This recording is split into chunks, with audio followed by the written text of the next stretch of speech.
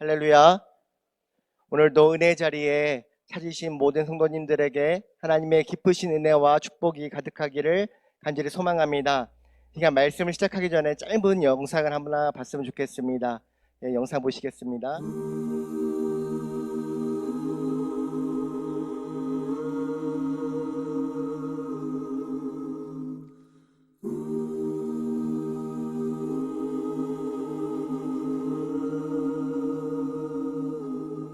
Were you there when they crucified my Lord? Were you there when they crucified? 오늘 말씀에 앞서 레나 마리아라고 한 여인의 이야기로 시작을 하려고 합니다. 우리나라에도 몇 번 온 적이 있었던 레나 마리아는요, 스웨덴의 오체불만족이라고 불리우기도 하는데요. 여러분 오체불만족 아십니까? 이번에 오토카케 히로타다라고 하는 중증 장애인이 지은 책인데요. 그 스웨덴의 오체불만족이라고도 불리는 레나 마리아는요, 두 팔이 없습니다. 그리고 한쪽 다리가 짧아서 정상적으로 걸을 수도 없는 중증 장애인입니다. 그녀는 태어날 때부터 이렇게 태어났기 때문에 모든 장애를 극복해야만 했습니다. 그래 많은 사람들이 그녀는 참 불행하다. 그녀는 태어나지 말았어야 했다. 그녀 때문에 온 가족이 힘들고 온 이웃이 불행하다. 그렇기 때문에 그녀는 살아서는 안 된다 하는 그런 말들을 참 많이 들었다고 합니다. 그런데 그런 말을 들었음에도 불구하고 전혀 개의치 않았습니다. 왜냐하면 하나님이 이 아이를 이러한 모습으로 태어나게 하신 것은 하나님의 놀라우신 뜻이 있었기 때문입니다. 그래서 레나 마리아는 두 팔이 없고 다리는 불편하지만은 수영을 매우 잘했다고 합니다. 스웨덴 대표로 장애인 올림픽에 출전해서 4개의 금메달을 땄다 그러고요. 그리고 바느질도 잘했고 오른발로 운전도 했고 피아노도 연주했다고 합니다. 심지어는 뜨거운 불을 다루는 요리까지 완벽하게 해낼 수 있는 그런 만능 발을 가지고 있었습니다. 그뿐 아니라 교회 성가대에서 활동한 그녀는 스웨덴 국왕의 장학금으로 스톡홀름 그리고 미국에서 가스펠을 공부하면서 유명한 가스펠 가수가 되었습니다. 레나 마리아는 선천적인 장애를 극복하고 수많은 사람들에게 찬양으로 감동을 주고 연약한 사람들에게 희망을 주는 그런 하나님을 향한 부모님과 자신의 믿음 때문에 있었다 하면서 고백하고 있습니다. 부모와 그녀는 자신을 향한 하나님의 뜻을 발견하였고 하나님이 함께 하시며 하나님 자신을 통해서 하나님의 말씀을 이루어 가신다 그렇게 고백을 하고 있습니다. 그녀의 말을 들어보면요, 하나님이 저를 통해서 이루어 가시기 원하시는 일이 바로 이렇게 하나님을 찬양하고 영광 돌리는 것입니다. 저는 이것만 생각하면은 제가 장애를 갖고 있는 사람인 줄 잊게 됩니다. 그리고 힘든 것도 잊게 됩니다. 매일 감사하면서 늘 영적으로 깨어 있도록 기도하며 하나님의 뜻을 헤아리고 그분의 뜻대로 살아가는 것이 진정한 축복이라고 생각합니다. 라고 고백을 합니다.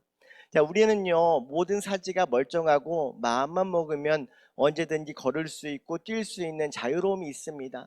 그럼에도 불구하고 늘 불만족하면서 살아가고 있죠. 어떻게 내가 이렇게 이런 상황에서 이런 어려움을 겪어야지, 그런 불만족 속에 살아가지만은 오늘 레나 마리아는 그 모든 불평 가운데서도 하나님의 뜻을 찾으려고 했고요, 하나님께 영광 돌리려고 했던 그녀의 삶을 보게 됩니다.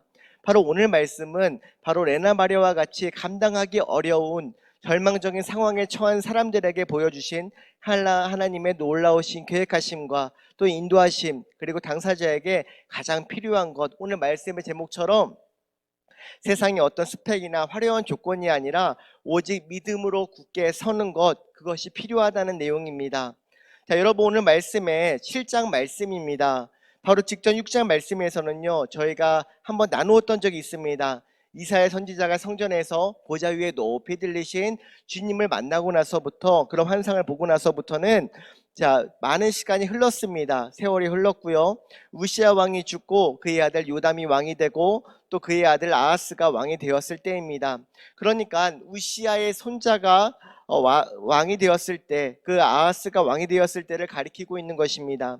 당시 아람과 에브라임은 북쪽에서 세력을 점점 확장하여서 남진하고 있는 아수르로 인해서 크게 위협을 느끼고 있는 그런 상황이었습니다.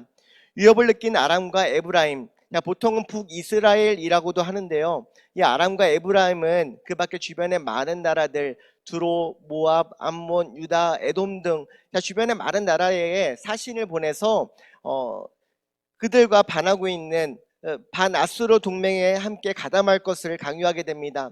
그래서 모든 나라들이 반아수르 동맹을 맺은 것에 협조하지만 유일하게 한 나라만큼은 그 동맹에 협조하지 않습니다. 바로 그 나라가 남유다였습니다.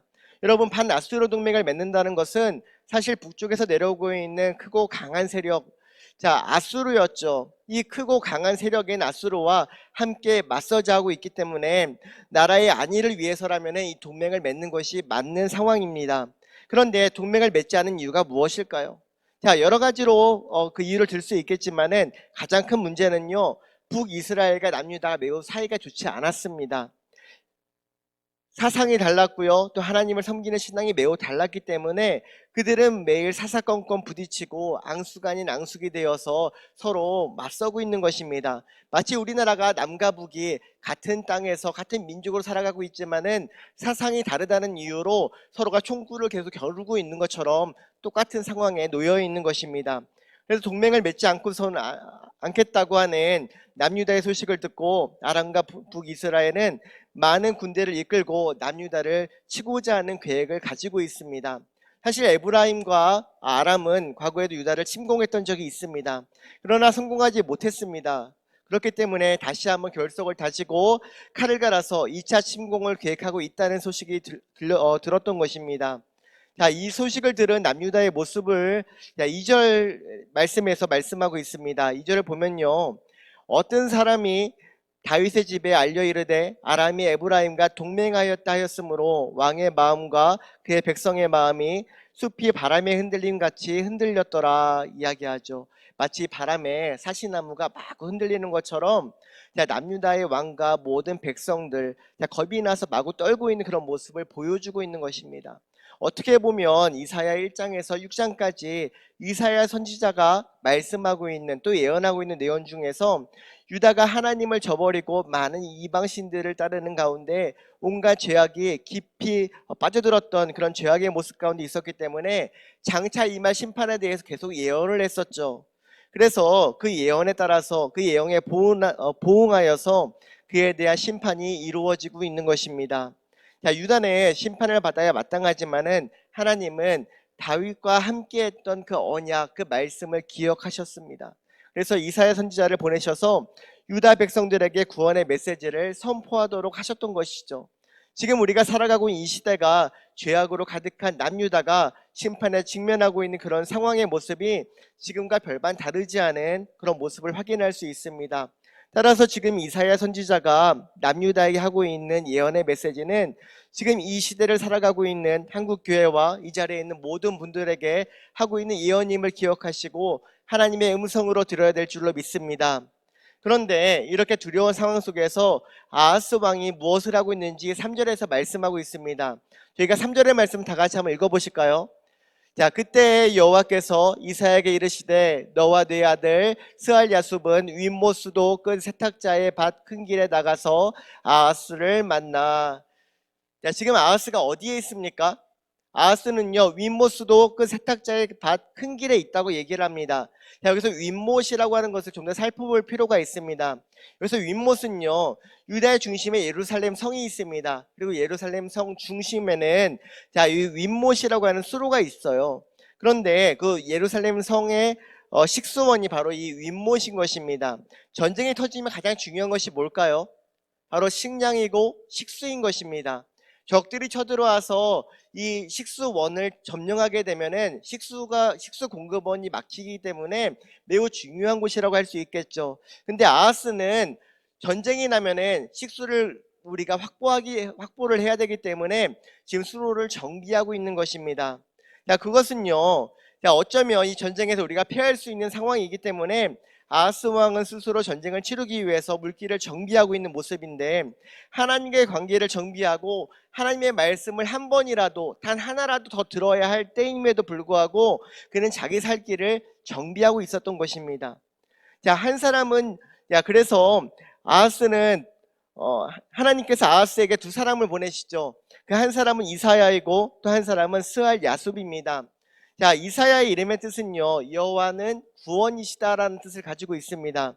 그리고 이사야의 아들 스알 야숲의 뜻은 무엇일까요?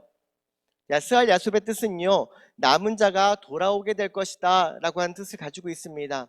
하나님께서 이 둘을 보내시면서 하고 싶은 말씀이, 하나님은 너의 구원이시고 하나님은 남은 자를 지키시고 보호하셔서 결국 하나님께로 돌아오게 할 것이다, 그리고 회복시키실 것이다 라고 하는 그런 말씀을 하고 계신 것입니다. 자, 4절의 말씀 보면은 그에게 이르기를 너는 삼가며 조용하라 라고 말씀하시죠. 그리고 이제 르신의 아람과 르말리아의 아들이 힘이 노할지라도 이들은 연기나는 두 부지깽이 그루터기에 불과하니 두려워하지 말며 낙심하지 말라라고 이야기를 하십니다. 하나님은 두 사람을 보내시면서 너는 너희를 구원하여서 남은 자를 지키며 돌아오게 하는 여호와이니, 자, 너는 삼가 조용하라. 자, 이 말은요, 가만히 있어라, 말하지 말아라, 물론 이런 뜻도 있지만은 본 뜻은요, 하나님 앞에서 네가 하고 있던 모든 행위를 멈추어라 라고 하는 뜻과 똑같습니다. 그래서 네가 구원을 얻으려고 했던 모든 순간들, 모든 행동들, 너의 모든 노력들을 멈추고 하나님의 말씀을 경청하라 라고 하는 뜻을 가지고 있다는 것입니다. 자, 너의 행동을 멈추었을 때, 그때 하나님께서 좀 더 구체적이고 하나님의 약속의 말씀을 허락하고 계신 것을 볼 수가 있습니다. 자, 5절 말씀에서는 아람 왕 르신과 에브라임, 르말리아의 아들 베가가 악한 꾀를 가지고 있고 무슨 계획을 가지고 있는데, 자, 그 계획이 바로 6절 말씀입니다. 저희가 6절 말씀 다 같이 한번 읽어보도록 하겠습니다. 6절 말씀입니다. 그것을 쓰러뜨리고 우리를 위하여 그것을 무너뜨리고 다부엘의 아들을 그 중에 세워 왕으로 삼자 하였으나, 아멘. 자, 유다를 쳐서 쓰러뜨리자라고 하는, 자, 당시 유다의 왕이 누구였습니까? 아하스였죠. 자, 아하스는요, 끌어내리고 대신에 다부엘의 아들을 왕으로 세우자라고 말씀하고 있습니다. 자, 다부엘의 아들인지 누구인지는 모르겠습니다. 여기에만 나오고 있거든요. 다만 알 수 있는 것은요, 그 다부엘의 아들이라고 하는 사람은요, 바로 꼭두각시 왕으로 세울 만한 사람이다. 그러니까 말을 잘 듣고 또 말 시킨 대로 또 할 수 있는 그런 사람을 왕으로 세우자. 이 말은요, 유다를 자기 마음대로 주무르겠다라고 하는 그런 뜻을 가지고 있는 것입니다. 그런데요, 저들이 계획을 가지고 있다 하지만 하나님도 계획을 가지고 계시다는 것을 우리는 말씀 통해서 볼 수 있습니다. 자, 7절 말씀에 주 여호와의 말씀이 그 일은 서지 못하며 이루어지지 못하리라 하시면서, 자, 8절에서 9절 말씀에 이와 같이 말씀합니다. 대저 아람의 머리는 다메섹이요. 그러니까 아람의 중심에는 다메섹이 있다는 것입니다. 중추적인 역할을 감당했던 수도가 다메섹이라는 것이고요. 다메섹의 머리는 르신이라고 하는 것이죠. 왕이라는 것이죠. 그리고 65년 내에 에브라임에 패망하여 다시는 나라를 이루지 못할 것이며, 에브라임의 머리는, 에브라임의 수도는 사마리아요. 사마리아의 머리는 르말리아의 아들이니라. 만일 너희가 굳게 믿지 아니하면 너희는 굳게 서지 못하리라 하시니라. 자, 결국에는 이 두 민족의 두 왕이 패망할 것이다 라고 하는 것을 말씀하고 있고요. 그리고 65년 내에 에브라임은 멸망하여 그 모든 흔적조차 사라지게 될 것이다 라고 말씀하고 있는 것입니다. 자, 이사야는 말 그대로 그 예언한 대로 지금 아수르 왕 디글랏에 의해서 이 두 왕이 죽임을 당하게 될 것이고요. 그리고 에브라임은 멸망하게 됨을 우리는 역사로 확인할 수가 있습니다. 아람의 머리는요, 다메섹이라고 하였고 에브라임의 머리는 사마리아라고 했습니다. 근데 하필이면 이러한 표현을 사용하셨을까요? 자, 그렇다면은 유다의 머리는 어디일까요? 유다의 머리는요, 바로 예루살렘입니다. 자, 예루살렘인데, 그렇다면 예루살렘의 머리는 누구일까요? 많은 사람들이 기다리고 있는 메시아, 다윗 그의 왕조를 통해서 이루어질 그 메시아 예수 그리스도를 그들의 머리로 세울 계획을 하나님은 가지고 계시다는 것이고, 지금 약속의 말씀을 지금 주시고 계신 것입니다. 그래서 이사야는 아람과 에브라임의 멸망을 예언하면서 그 예언에 대한 징조를 구하라고 아하스의 왕에게 요구하고 있는 것이죠. 자, 깊은 데에서든지 높은 데에서든지 그 어떤 것도 좋으니까는 징조를 구하라 라고 말씀하고 계신 것입니다. 자, 징조를 구한다라고 하는 것은요, 징조를 보여주시기 위한 것은 무엇일까요? 하나님께서 말씀하신 그 언약의 약속이 이루어질 것인데 너가 분명히 믿도록 하기 위해서는 이러한 징조도 필요하기 때문에 징조를 구하라 라고 말씀하고 있는 것입니다. 하나님께서 허락하시는 약속의 말씀을 믿게 하기 위해서 징조를 구하라 하셨던 것인데요. 자, 하지만 아하스 왕은요, 그 어떠한 징조도 구하지 않는 것을 볼 수 있습니다. 자, 12절 말씀에서 아하스가 이르되 나는 구하지 아니하겠나이다. 나는 여호와를 시험하지 아니하겠나이다 한지라. 자, 어떻게 보면 이 말을 보게 되면요, 상당히 믿음 있는 것처럼 보이죠. 경건한 모습처럼 보입니다. 그런데 지금 이 말이 하나님을 향한 믿음이나 경건 때문에 이렇게 말을 하고 있는 것이 아니라 바로 불신앙 때문에 이런 말을 하고 있다는 것이죠. 자, 열왕기상 16장 7절 8절 말씀 저희가 한번 읽어보도록 하겠습니다. 자, 7절 8절 말씀입니다. 아하스가 아수르 왕 디글랏 빌레셀에게 사절을 보내 이르되 나는 왕의 신복이요 왕의 아들이라. 이제 아람 왕과 이스라엘 왕이 나를 치니 청하건대 올라와 그 손에서 나를 구원하소서 하고 아하스가 여호와의 성전과 왕국 곳간에 있는 은금을 내어다가 아수르 왕에게 예물로 보냈더니. 그의 마음이 누구에 있었기 때문입니까? 그의 마음은요, 자, 이 징조를 주실, 믿음을 주실 하나님께 있었던 것이 아니고 그 징조를 거부하면서 오히려 아하스 왕은 디글랏 빌레셀에게 마음을 가지고 있었기 때문입니다. 자, 디글랏 빌레셀은요, 바로 아수르의 왕입니다. 아수르는요, 신흥 세력이 있고 매우 강한 나라였습니다. 근데 자신이 지금 위험에 처하니까는 이 아수르에게 지금 도움의 손길을 청하고 있는 것입니다. 그래서 아하스는 하나님께 해야 할 고백을 지금 아수르 왕에게 하고 있는 것이고요. 그리고 지금 이 아수르에게 구원해달라, 도와달라 지금 도움을 요청하고 있는 것입니다. 근데 8절에서 참 이상한 일을 합니다. 이상한 일이 뭐냐면요, 자, 여호와의 전에 있는 하나님의 것을 가지고 아수르 왕에게 예물로 드렸다는 것이에요. 감히 하나님의 것을 꺼내다가 지금 아수르에게 바친 것입니다. 이거는 말이 안 되는 행동이죠.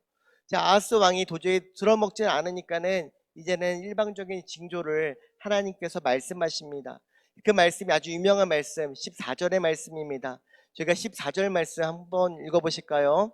자, 그러므로 주께서 친히 징조를 너에게 주실 것이라. 보라, 처녀가 잉태하여 아들을 낳을 것이요 그의 이름을 임마누엘이라 하니라. 아멘. 임마누엘, 하나님이 우리와 함께 하실 때 그 어떠한 제약이나 위협 가운데서도 능히 구원을 보장받을 수 있음을 뜻하고 있는 말씀입니다. 그래서 이사야는 아람과 이스라엘 동맹군의 공격의 위협 앞에서 떨고 있는 유다 백성들에게 군대의 원조가 아니라 오직 임마누엘의 징조를 말했던 것입니다. 하나님 함께 해주시는 백성은 전혀 두려움이 없고 하나님과 함께 있는 백성은 절대 안전하기 때문입니다. 자, 이제 말씀을 정리합니다. 유다는 아람, 이스라엘 동맹군의 공격에서 무사히 구원을 받을 수 있었습니다. 그러나 하나님보다 아수르를 더 의지했던 유다의 불순종의 결과는, 오늘 본문 말씀은 아니지만은 17절에서 25절까지의 말씀에서 보여주고 있습니다. 하나님은 아수르를 세뇌어 온 삭도라고 칭하면서 그 삭도로서 유다를 완전히 황폐시킬 것이다 경고하고 있습니다. 그러면서 유다의 완전한 황폐의 모습을 보여줍니다. 자, 아수르의 무자비한 살육과 포로로 인해서 인구는 급격하게 감소하고요. 그리고 가진 모든 소유는 빼앗길 것이고 땅에는 찔레와 가시만이 무성하고 그곳에는 들짐승들로 가득할 것이다 하면서 마음대로 다니지도 못할 것이다 말씀하고 있습니다. 자, 참 끔찍하고 처참한 모습의 상황에 유다의 모습을 볼 수가 있습니다. 자, 이 같은 상태가 바로 세상을 의지한 결과임을 우리는 말씀을 통해서 알 수 있습니다. 하나님을 저버린 곳, 그래서 하나님 떠나간 곳의 상태는 바로 이와 같이 황폐함만이 남게 될 것입니다. 샬롬, 평강, 그 어디에도 찾아볼 수 없는 유다의 모습, 오직 죽음과 적막함과 황폐함만이 가득할 뿐입니다. 사람은 살아가면서 난관에 부딪히고 한계가 찾아오면 그 이상의 힘을 찾을 수밖에 없습니다. 왜냐하면 스스로의 힘으로는 한계가 있음을 잘 알고 있기 때문이죠. 자, 이때 중요한 것은 오늘 아하스 왕이 하나님께서 분명한 임마누엘 징조를 보여주셨음에도 불구하고 도와주시겠다, 함께 하시겠다, 염려하지 말고 그저 믿음으로 굳게 서라 라고 말씀하고 계심에도 불구하고 하나님이 아닌 앗수르 세력을 믿었던 것처럼 이 땅에 많은 하나님의 사람들이 세상의 재물과 명예, 학벌, 권세, 자, 참 많은 세상의 요소들을 의지합니다. 세상이 답이고 그것만이 우리의 힘이고 그것만이 우리를 구원해 줄 수 있다라고 고백을 합니다. 하지만 그것은 잘못된 선택일 것입니다. 오늘 유다가 하나님의 말씀을 듣지 않고 세상에 의지하였을 때 그의 삶 가운데 또 그가 속한 모든 영역이 황폐하여진 것처럼 우리가 세상을 의지하게 되면은 모든 것이 황폐해질 수밖에 없습니다. 세상을 의지하게 되면요, 하나님과 전혀 상관없는 삶을 살아갈 수밖에 없습니다. 그래서 우리가 해야 될 것은요, 하나님의 말씀을 굳게 붙잡고 믿음으로 올바르게 서는 것입니다. 우리가 믿음으로 올바르게 서게 되면은 하나님께서 임마누엘 우리와 함께 하심으로써 늘 우리에게 때에 따라 필요에 따라 은혜로 채워주시고 말씀으로 마땅히 나아갈 길을 보여주신다는 것입니다. 자꾸 우리의 힘을 하려고 합니다. 자꾸 뭔가를 감당하려고만 합니다. 근데 우리가 감당하는 것이 아니라 하나님을 믿는 것이 우리가 해야 될 일입니다. 하나님을 믿고 하나님을 고백하게 되면은 하나님께서 다 이루어 주시고 싸워 주시고 감당해 주심을 우리는 믿어야 될 줄로 믿습니다. 세상으로 향하는 것이 아니라 주의 성전에 나아와서 하나님 앞에 예배를 드리고 하나님을 고백함으로 나의 주인은 하나님밖에 없습니다 하면서 하나님의 주권을 인정할 수 있는 우리 모든 성도님들 되었으면 좋겠습니다. 그렇게 될 때에 임마누엘 하나님께서 우리를 기억하시고 날마다 평강의 삶을 보장해 주실 줄로 믿습니다. 이 시간 함께 기도하기를 소망합니다. 하나님, 우리에게 말씀을 허락해 주셨습니다. 이스라엘 백성들이 정말 하나님의 말씀을 부여잡았을 때는 하나님께서 임마누엘로 함께하여 주셨지만은 그들이 하나님을 저버리고 세상으로 나아갔을 때에 그들의 삶 가운데 황폐함만이 가득했던 것처럼 저희들은 하나님의 말씀을 부여잡기를 소망합니다. 하나님만을 높여드리기를 소망합니다. 주여, 우리와 함께하여 주시옵소서. 하나님 놓지 않는 믿음을 허락하여 주시옵소서. 자, 이와 같은 고백으로 주여 3번 외치고 기도합니다. 주여, 주여, 주여. 사랑과 은혜가 충만하신 하나님 아버지 감사를 드립니다. 아버지 하나님, 주님께서 우리의 삶 가운데 찾아오셔서 날마다 하나님을 바라보며 하나님을 높이기를 소망합니다. 아버지, 우리의 삶이 절박한 상황이라 할지라도 아버지, 우리의 삶이 도저히 감당할 수 있는 그런 극악한 아버지 하나님 그런 상황이라 할지라도 하나님을 놓지 않기를 소망합니다. 하나님을 찬양하기를 소망합니다. 하나님을 찾기를 소망합니다. 아버지, 주여 도우시옵소서. 아버지, 주여 역사하여 주시옵소서. 아버지, 주여 주관하여 주시옵소서. 아버지, 하나님만을 자기를 소망합니다. 세상으로 나아가서 세상을 향해 손을 벌리고 세상 앞에 엎드리는 것이 아니라 아버지 하나님의 말씀을 붙잡고 하나님께로만 나아갈 수 있는 믿음의 사람, 믿음의 성도가 될 수 있도록 아버지 주여 역사하여 주시옵소서. 아버지, 이 시간 우리의 삶을 구별하여 주시기를 소망합니다. 아버지, 이 시간 우리의 삶이 온전히 하나님께 속하여지기를 소망합니다. 아버지, 주여 주관하여 주시옵소서. 아버지, 주여 역사하여 주시옵소서.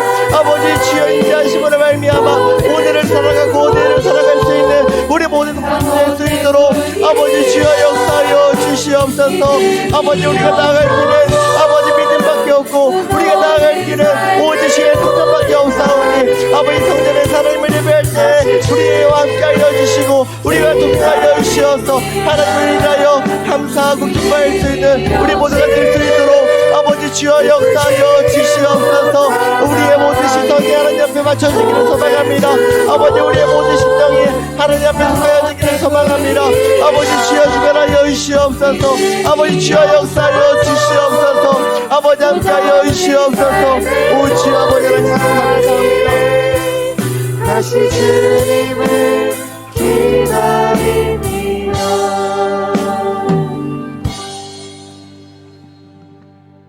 참 좋으신 하나님 아버지 감사를 드립니다. 오늘도 변함없이 주의 성전에 나왔습니다. 하나님, 나의 발걸음이 단순히 습관처럼 찾는 교회가 아니라 나에게 주신 은혜가 너무나 크기 때문에 나에게 주신 구원이 너무나 크고 기쁘기 때문에 내가 하나님 앞에 감사하지 않고는 견딜 수 없기 때문에 감사하기 위하여 나온 줄 믿습니다. 하나님은 하나님 그분이 바로 감사받기 충분한 존재이기에 우리가 감사를 드리고 예배를 드리는 줄 믿습니다. 아버지, 우리의 삶 가운데 찾아와 주시어서 날마다 하나님을 바라보며 하나님을 높이며 하나님 앞에 경배를 드릴 수 있는 우리 모두가 될 수 있도록 주여 인도하여 주시옵소서. 우리의 상황이 아무리 어렵고 힘들고 극복할 수 없는 그런 상황이라 할지라도 우리와 함께 하시는 하나님을 믿음으로 고백하며 오직 그 하나님으로 인하여 믿음으로 굳게 설 수 있는 우리 모든 성도님들 될 수 있도록 인도하여 주시옵소서. 감사드리오며 예수님의 이름으로 기도드리옵나이다. 아멘.